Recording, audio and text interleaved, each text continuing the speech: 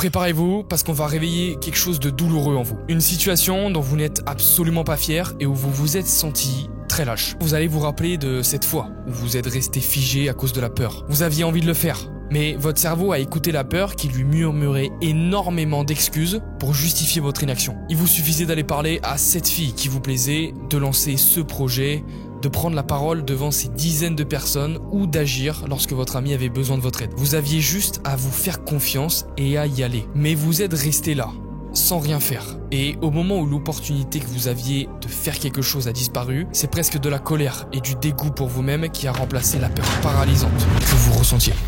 Et la peur, elle vous regarde en souriant. C'est une douleur atroce qui est provoquée en vous à ce moment-là. On se sent d'une lâcheté sans nom. Parfois, on y repense pendant des mois après que ça se soit produit. Et la peur, elle, nous sourit chaque jour, encore et encore, affichant sa victoire dans notre esprit. Pour être honnête, on se sent comme une merde. Cet état que vous avez ressenti, ça s'appelle la réponse de figement ou freeze réponse. Elle fait partie des mécanismes naturels de survie que l'on appelle les réactions fight, flight, freeze. Littéralement, combat, fuite ou figement. Ces réactions sont ancrées dans notre cerveau depuis des millions d'années, héritées de nos ancêtres face au danger ou à un stress intense. Lorsqu'une situation perçue comme dangereuse ou stressante survient, la peur intervient et le cerveau active l'amygdale, une zone clé dans la gestion des émotions. Cette activation envoie directement un signal à l'hypothalamus qui déclenche une réponse hormonale, libérant de l'adrénaline et du cortisol qui sont connus sous le nom des hormones du stress. Augmentation du rythme cardiaque, respiration plus rapide, sensation d'angoisse et de stress intense et flux sanguin redirigé vers les muscles pour préparer une action. Le figement que vous avez ressenti ou la fuite que vous avez prise sont des réponses primitives face à un prédateur.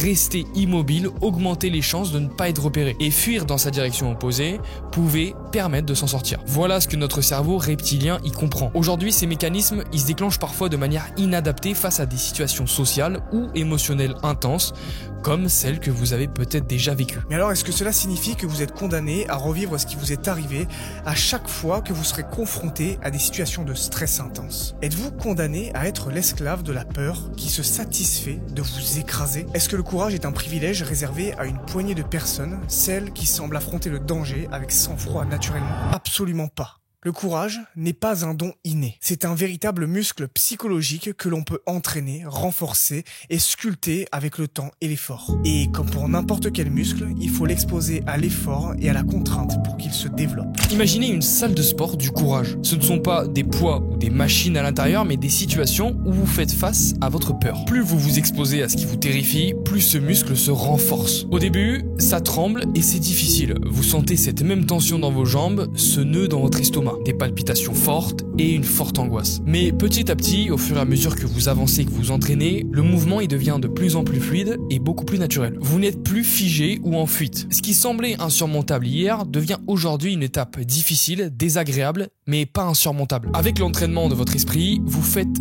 perdre du terrain à la peur. Simplement parce que dans cette salle de sport du courage, vous faites face encore et encore à ces situations et votre cerveau, il s'y adapte en fonction de la volonté que vous avez de réagir de façon courageuse comme un muscle grâce au sport. Ne pensez pas que le cerveau humain est uniquement fait de prismes archaïques. À ce moment-là, il vous écoute. Durant ces entraînements, il tente de refaçonner son système de croyances pour que vous puissiez être en mesure d'agir face au stress et à la peur. Vous l'aurez deviné, cette salle de sport, c'est tout simplement la vie. La salle d'entraînement du courage se trouve en chacun de vous. Il faut simplement choisir de vous confronter volontairement à la peur elle-même à travers des situations qui vous effraient. Vous n'avez pas besoin de brûler les étapes. Après tout, on n'envoie pas un boxeur amateur face à un champion professionnel de sa catégorie. Sortez dehors et parlez à des inconnus. Inscrivez-vous à ce sport que vous vouliez pratiquer depuis longtemps. Repensez à ce projet que vous avez laissé à l'abandon. Et chaque petite réussite, c'est un bonus de confiance qui s'ajoute en vous. Et ce bonus, il pourra jamais disparaître. Vous vous rappellerez toujours de ce moment où vous avez réussi à surmonter la peur. Alors quand une deuxième opportunité de faire preuve de courage se présentera à vous, vous vous direz « je me suis fait confiance une fois et ça a marché ».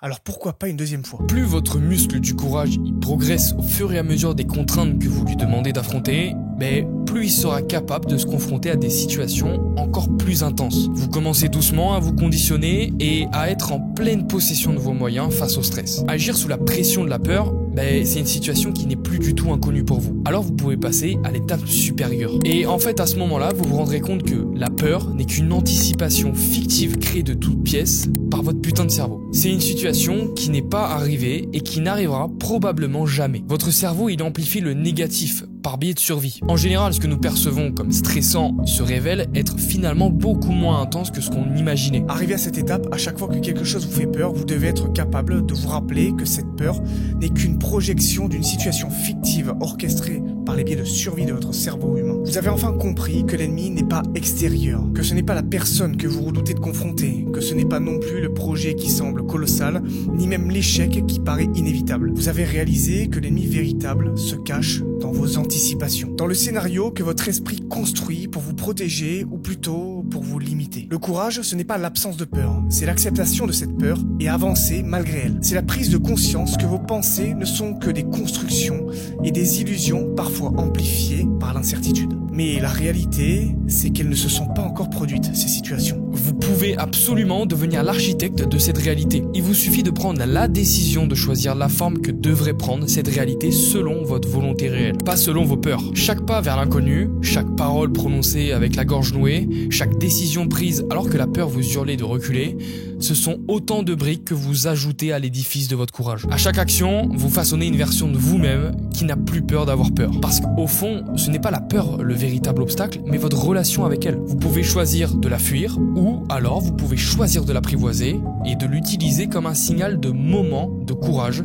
ou un indicateur que vous êtes sur le point de franchir un nouveau cap. Arrêtez de voir la peur comme un monstre qui sourit devant vous au moment où vous tremblez devant elle. Voyez-la plutôt comme un vieil ami qui cherche à vous protéger du danger. Et à chaque fois que cet ami se montre, posez la main sur son épaule et dites-lui « Ne t'inquiète pas pour moi, ça va bien se passer parce qu'aujourd'hui, j'ai décidé d'être courageux. »